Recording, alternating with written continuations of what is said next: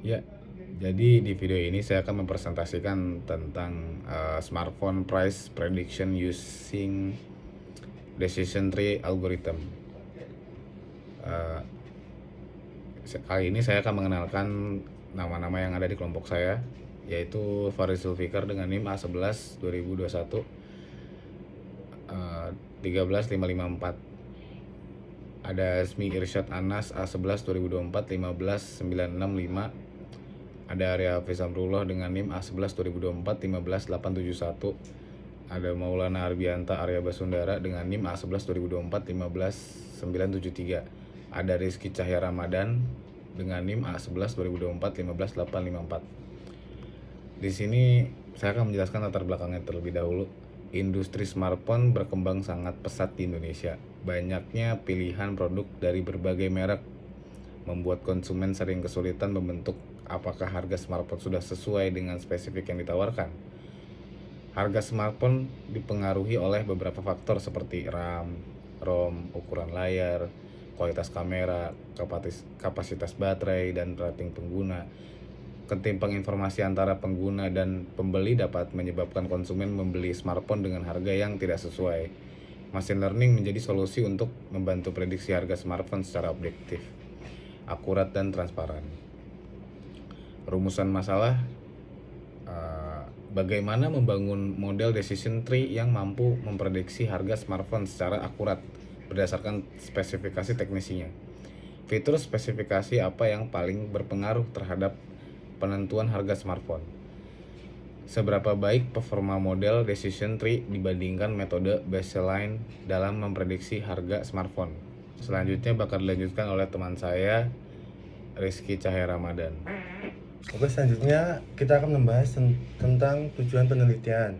Tujuan dari penelitian ini adalah untuk mengembangkan model machine learning berbasis algoritma decision tree yang mampu memprediksi harga smartphone secara akurat berdasarkan spesifikasi teknis yang dimiliki serta menganalisis dan mengidentifikasi fitur-fitur yang paling berpengaruh dalam menentukan harga smartphone, sehingga dapat memberikan pemahaman yang lebih transparan terhadap mekanisme penentuan harga pasar smartphone yang terus berkembang secara global, serta mengevaluasi performa model yang dihasilkan agar dapat digunakan sebagai alat bantu pengambilan keputusan yang objek bagi konsumen maupun pelaku industri. Selanjutnya akan dijelaskan oleh teman saya, yaitu Asmi Irsyad Anas. Lanjutkan slide sebelumnya. Sekarang adalah algoritma decision tree. Decision tree bekerja dengan membagi data dalam beberapa percabangan berdasarkan nilai dari fitur-fitur yang ada seperti RAM, ROM, ukuran layar, kamera, dan kapasitas baterai. Proses ini dimulai dari root node, yaitu titik awal pengambilan keputusan yang berisi seluruh data. Selanjutnya data dibagi menjadi beberapa bagian cabang berdasarkan kondisi tertentu pada fitur yang paling berpengaruh. Setiap percabangan ini akan terus berlanjut hingga mencapai leaf node, yaitu hasil akhir keputusan. Pada leaf node ini, model menghasilkan prediksi harga smartphone. Sebagai contoh, jika smartphone memiliki RAM yang besar, baterai tinggi, dan kamera yang baik, maka model mengarahkan prediksi ke harga yang lebih tinggi.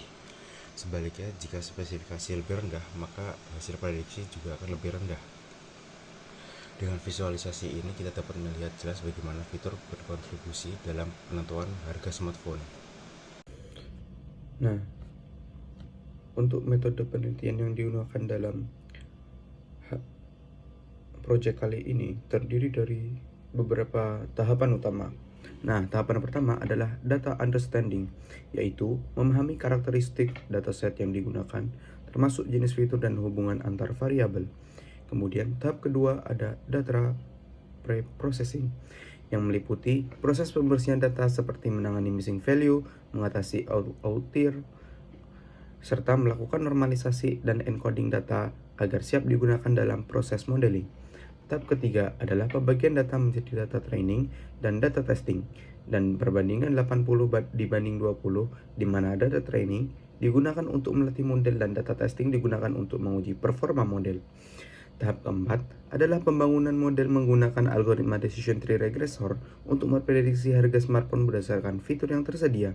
Nah, tahapan terakhir adalah evaluasi model menggunakan metrik seperti MAE, RMSE, dan R-squared untuk mengukur tingkat akurasi dan performa model yang dihasilkan.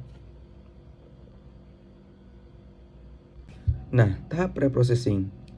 Alurnya dari raw data, kemudian ke missing value handling, kemudian outlier detection, normalization, encoding, dan clean data. Nah, pada tahap ini, proses pertama adalah penanganan missing value, yaitu memastikan tidak terdapat data yang kosong atau tidak lengkap. Kemudian yang kedua ada deteksi penanganan outlier, yaitu data yang memiliki nilai ekstrim dan berpotensi mengganggu kinerja model, maka akan ditangani terlebih dahulu. Nah, yang ketiga, normalisasi fitur numerik agar semua data berada dalam skala yang sebanding. Nah, dengan melakukan preprocessing, data menjadi lebih bersih, terstruktur, dan siap digunakan untuk menghasilkan model yang lebih akurat. Oke, sekarang kita akan masuk ke bagian hyperparameter. Pada tahap ini dilakukan hyperparameter tuning untuk mendapatkan model decision tree yang optimal. Hyperparameter tuning bertujuan untuk mencari kombinasi parameter terbaik agar model dapat menghasilkan prediksi yang lebih akurat. Beberapa parameter yang diuji antara lain max deep untuk mengatur kedalaman pohon, min sample split untuk menentukan jumlah minimum data agar suatu node dapat dibagi, dan min sample sleeve untuk menentukan jumlah minimum data pada node akhir. Selain itu, digunakan juga parameter criterion untuk menentukan metode evaluasi dalam proses pembentukan pohon. Proses tuning dilakukan menggunakan grid search cross validation untuk menguji berbagai kombinasi parameter secara sistematis dan memilih yang terbaik. Untuk selanjutnya, hasil yang diharapkan. Hasil yang diharapkan dari penelitian ini adalah terbentuknya model machine learning berbasis algoritma decision tree yang mampu memprediksi harga smartphone secara akurat berdasarkan spesifikasi teknisi yang dimiliki. Model ini diharapkan memiliki tingkat error yang rendah serta nilai R-squared yang tinggi, sehingga mampu mempresentasikan hubungan antara fitur dan harga yang dengan baik. Selain itu, penelitian ini juga diharapkan dapat memberikan insight mengenai fitur-fitur yang berpengaruh terhadap harga smartphone. Dengan demikian, hasil penelitian ini tidak hanya berguna untuk prediksi harga, tetapi juga memberikan pemahaman yang lebih transparan bagi konsumen maupun pelaku industri dalam melihat faktor penentu harga smartphone di pasar global. Sekian presentasi dari kelompok kami. Terima kasih.